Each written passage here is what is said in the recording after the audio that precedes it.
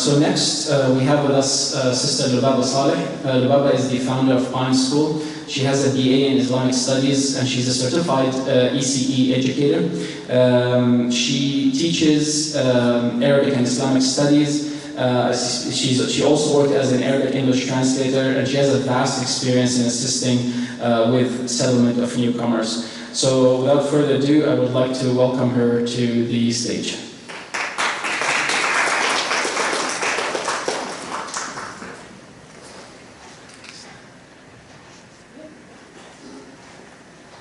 Assalamu alaikum everyone, excuse my voice, I have the flu, so I'm just going to work on that inshallah.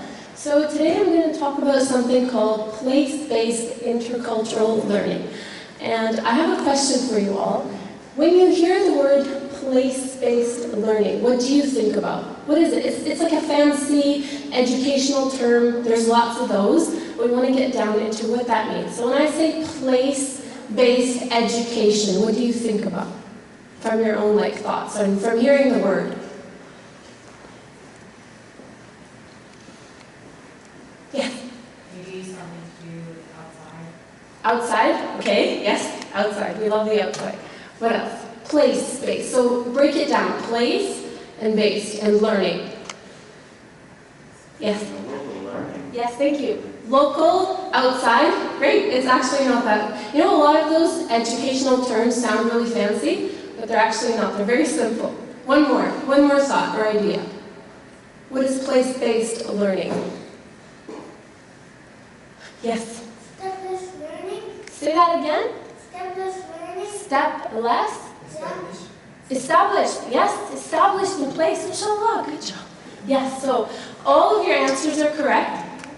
So this is the fancy stuff. We don't really need to read that. I'm going to tell you. So our school, Pines, it's like an acronym. So Pines, the pine tree, but Pines stands for Place-Based Intercultural Nature Emergent School. So the place-based part means that when we are learning, it's very important that that what we're learning about is connected to the place that we are in, right? Because the place that you are in is very significant to your identity and to your learning. So basically what we do at our school is that we're always connecting our students to the place. Where do we live? Here? Where are we right now? Where are we? Victoria. Victoria, that's right. So learning has to be connected to Victoria. And Victoria is an island in BC, in North America, in Canada. So we always go back. We start with the place where we are in our local community and we grow out of that. Why do you think that's important? Why is it important to start with the place that we are in? Because our students come from so many different backgrounds as well, but why are we always going back to place? Yes? Because you need to learn about your place because you live in it. Yes, exactly. So the place that you are in is important because, where's that? We're going to go here and then we're going to go back. Oh, okay. Nope. What did I do? Can you take me? Okay, so the place that we are in is important because, number one, when you know where you are, you can create an impact as a student. When you understand the place that you come from, that is how you create impact. The other thing that's really important is curiosity and interest. So if you live in a place and you're coming across, for example, a certain species of plants in this place, you're engaging with it, you're smelling it, you're touching it, you're a lot more interested in learning about it than, say, a cactus in Mexico, right? So the idea of place-based learning is about learning about place, going back to place, right? And I'm going to show you how we do this with our students. So I have a sample lesson. So we have a beautiful yard in our school, and in our yard we have a lot of local plants. So we have mint that grows there. It just naturally, we didn't plant it, it just came out. We have all kinds of birds that the children see on a daily basis. We're always coming across those things. So we build our lessons based on their place, and so close that exactly their place, like their school, right? So here's a lesson for kindergarten grade 1. So we ask them first, what is this place? And have you seen any living things around this place? This is their backyard. This is where they go to play every day. So it's the idea of bringing their attention to what they're noticing, and then when you build lessons based on that, they're a lot more engaged in the lesson, right? So this is the mint that's growing in our yard. It smells really nice. The kids love eating it. So, what happened? Sorry, I have the flu, so let's just blame it on. Right here. No. Well, I know. Okay. So Okay. Yes. Tell me after. No, I'll press this one. That's better. Okay, so we did a lesson about mint because the kids were coming across mint and they were eating it. So we taught them about it. We built a lesson on those species of plants that they are engaging with in their school, right? So that's basically place-based learning, and it's not just about plants, animals, plants, people, places that they go on a regular basis, the museum. I know it sounds a little bit random, but it's actually very thoughtful, right?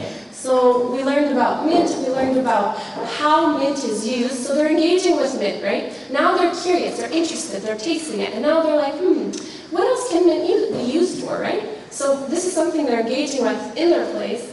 And then we have this plant. This is a picture of our students playing with this random pink flower.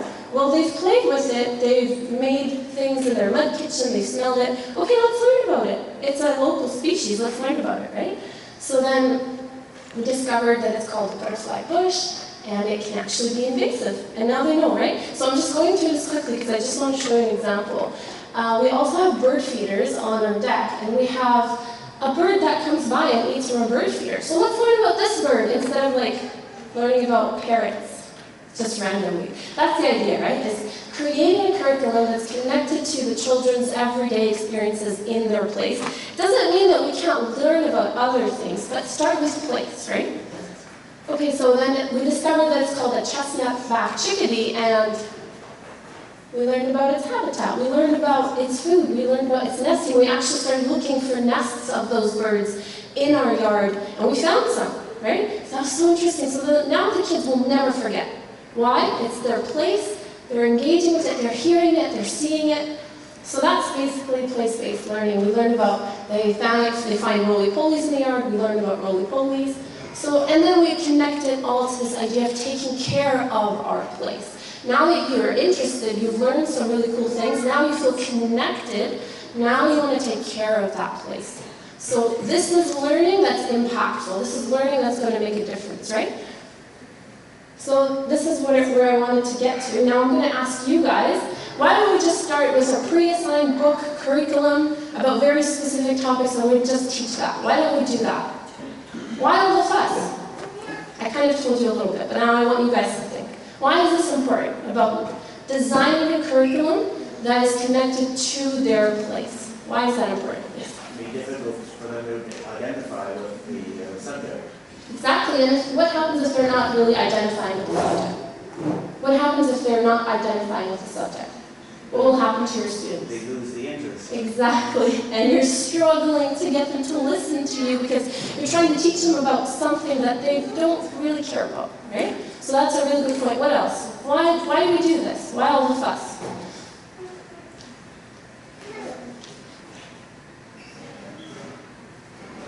Sure, we have educators here. Tell me. Shay? I see you. Yes. There's a sense of belonging. Yes, absolutely. Connecting with the environment. Yes. Belonging is a big word, absolutely. We want them to feel like they belong to the place that they are learning about. And when they feel belonging, when they feel connection, that's when impact happens. They want to protect those species now, and then you can talk about ecology, and then you can talk about environmental protection, and then you can talk about plastic pollution. Otherwise, it's just disconnected, right? So, connection, and then sparking curiosity and engagement because it's something they're feeling, they're smelling, they're touching, and then the impact comes in, right? So relevant learning is so important. I strongly believe in this idea of relevant learning. It has to be relevant.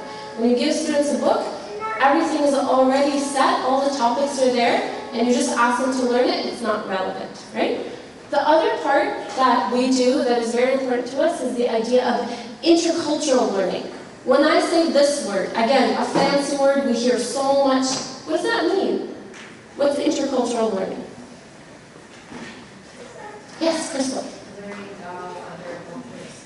Okay, learning about other cultures. When you say other, which cultures? Outside of the ones that you are raised in and grown up with. How do you choose which cultures to learn about? There's so many. I guess it depends on who's in the school. Yes, thank you. Yeah. Yes, okay. This is, sorry. This is my point, right? We hear a lot about diversity, intercultural, let's like each other, let's learn together. Okay, but what cultures? There's so many. Again, let's go back to relevancy. So intercultural learning means that when we are designing our materials, when we are designing our curriculum, we are thinking of the stories, the languages, the cultures of the individuals in our school, in our program, because that's relevant. And what does that do? When we incorporate them and their stories and their languages into the curriculum, what do you think happens? What happens to our group and our learning? Shane, They need socially well. say that louder. They need socially well. Yes, thank you. So we're in schools, we're always saying inclusion, let's do inclusion, let's be respectful of cultures. Well, if you're not really learning about these cultures and you're not interested in them, and you're not incorporating them into the curriculum, why would those young minds care?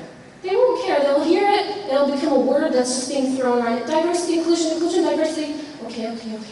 You know? So the idea is we have people that have stories. It's so interesting when you're working with a classroom of students. You have students that have come from so many different countries, so many different stories. You want to incorporate that into the curriculum. So really you're building the curriculum based on those stories and those backgrounds, right? So what happens when you do that is you strengthen the student's sense of identity. When they're coming into the classroom, it's not like, okay, I'm in Canada, I have to learn about Canada, yes. But number two is also, I have a story that's interesting that I want to share with you. That's going to change your perspective of the world as well. Because my family has a background, my family has a story to share that's interesting, right?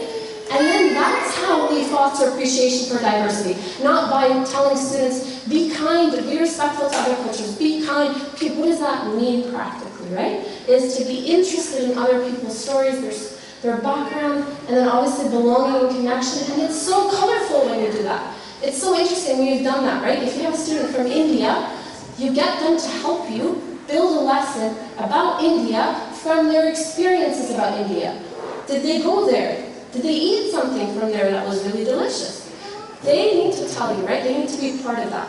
So this is the part that I want to say is, how do we do this? I am a teacher that has never been to India. If I build a lesson on India, will it be that interesting for my students? No. What do you think has to happen then? If I want to foster this idea of diversity, this idea of vibrancy, cultural vibrancy, how do I do it? If I have students from those backgrounds, what can I do? Yes? Give them the tools to tell their own stories. Yes, I love that. Yes, give them the tools, exactly. Give them the time. Teach them how to build a lesson, and we actually did that. Get them to bring photos from their travels, from their cultures. Let them bring their food, and let them do the lesson. You can also do the lesson and have them be part of it. You can bring families in, right? So again, that's where also the child-led part comes in. I'm just a teacher, but I'm not here to lead the entire lesson. It's supposed to be child-led, where you're facilitating and guiding, right? So exactly, thank you very much. So we have to encourage our students to share, and they can share what they'd like to share at that point. You're not putting them on the spot, right? So that's it, thank you. That is place-based intercultural learning, basically. It's fancy, it sounds really fancy, but there's meaning to it. And we've tried it and it works. Thank you very much.